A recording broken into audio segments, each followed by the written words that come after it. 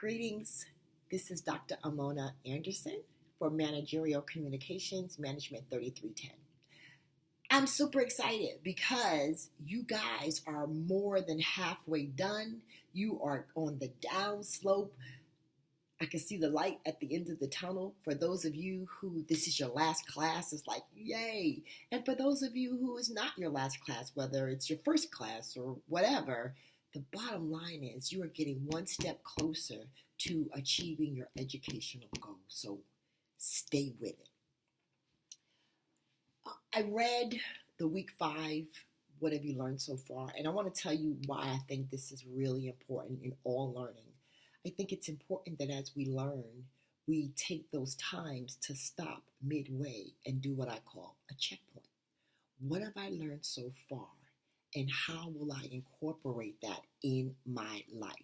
That's big. Because think about all the things that we have learned in our life. And until something comes up, and you're like, oh yeah, I remember that. But if you don't make a conscious effort on a normality, because it's not a habit, there's so much research about you need to do something for 21 days or 30 days or whatever it is to make it a habit. So I wanted to put that and make that top of mind for you. The things that you're learning, the concepts, it has to be put into action. So you guys have identified the 3 concepts and what you have learned. It's not enough. You have to look at your life and think about and put into action how you will incorporate what you have learned, whether it's in your personal or your work life. So to remember that. So I want to talk about some of the things that I think were common that you all talked about in your week 5 that you learned. Listening was a really big component. Many of you said you were good listeners, but you see the room for improvement. Many of you said, not so much. I don't want to be sexist, but it's pretty much the men that were not so much. So think about that. It has to be a practice. And I believe improving your listening skills will improve your personal and your work life. Studies show that listening is the most neglected form of communication. However, it is one of the most important. The email communication. So here's the thing about the email communication that I think. You've learned some things, forwarding emails, proofreading, because the mind, when you are writing an email, you know what you're saying. You have to take the time to proofread it, because studies show that as you're reading it, you'll see what you're thinking. The small ofs on, you'll go right past them. If you have the opportunity to read your communication with cold eyes, meaning you can step away and come back to proofread, please do that. If not, make it a conscious effort to read every single word to make sure that it's right. Because if we get into the habit of sending emails that are grammatically incorrect, most people won't tell you, but they'll talk about it in the workplace. Dr. Anderson, her emails are always grammatically incorrect. How does she get a doctor's degree? So definitely that. And then the other piece where when you're forwarding something, that you summarize it and all those things, understand that other people in your work center are not taking this class. They will not do that. But you keep doing it. You keep doing it because I believe that it will be noticed how you respond and how you summarize the emails and make them condense and use bullet points and all those things. You continue to do it, and I believe others will notice. But you have to have that in top of mind and make sure that you are making an action of how you are going to consistently incorporate this into your life. Direct messaging. I liked that chapter where it talks about delivering bad news or positive news. I think those are relevant in our life. I think those are relevant. So please remember that as well. I think a lot of times, especially those of us who have been in the military, have been conditioned to give it to me straight, no chaser, just tell me what it is. And that's not always the way it should be in the civilian sector. So please remember that.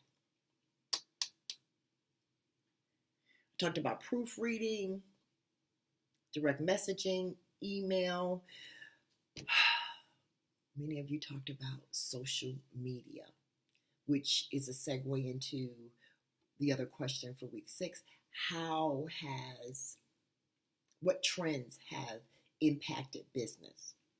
And social media really is, technology / social media is one of the biggest impacts on business right now. I mean, we have leaders using Twitter as a formal mode of communication to the masses. People are using Twitter and LinkedIn and even Facebook and Snapchat, and oh my gosh, I'm still learning. But I will tell you this: we will not go backwards. That's just the bottom line. I mean, think about it. Our parents, or maybe not even our parents, a while time ago, used typewriters, and I remember that blue paper that you would put in between to make copies. You know what I mean? You probably don't know, but it's this blue paper that you would put in 2 pieces of paper and you would write on it and it would make a copy. Like, they probably don't even sell that anymore. So the bottom line is we have to get on board with this social media. Not everything. I wouldn't say everything, but I would challenge you to look at social media, Facebook, LinkedIn, all the different ones, and pick 1 or 2 that you will become familiar with, that you believe could enhance your life in some way, especially if you're in business. So that's my challenge to you. Looking at my notes. The next thing I want to ask, I have a video. It's old, but it's still relevant. I have a video that I usually post for extra credit, and it's on resume writing. It's really good. And I had said that I was going to make a video for resume writing strictly for USA Jobs. I was a human resource specialist for federal government, the VA, DOD, AFPC, DOD, and the FAA.